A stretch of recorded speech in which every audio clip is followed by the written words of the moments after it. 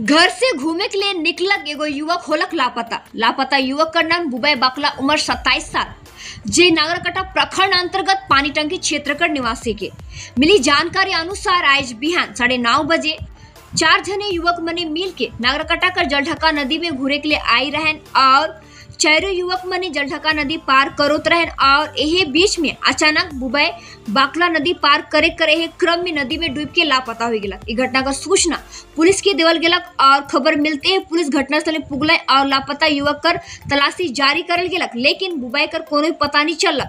Nagrakata video Pankaj Kunal कहले कि राष्ट्रीय आपदा प्रतिक्रिया टीम के सूचित करला है और लगातार लापता युवक कर तलाशी जारी है। देखो पूरा रिपोर्ट।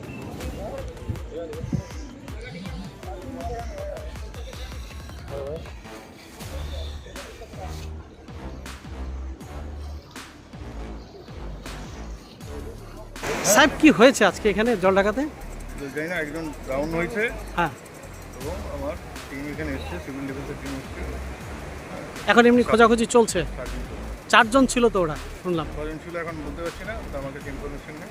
আচ্ছা, ডাউনিং একটা হয়েছে এটা বললো লোকাল পিপল। সার্চিং হচ্ছে 9:30টার সময় নাকি ড্রামিং।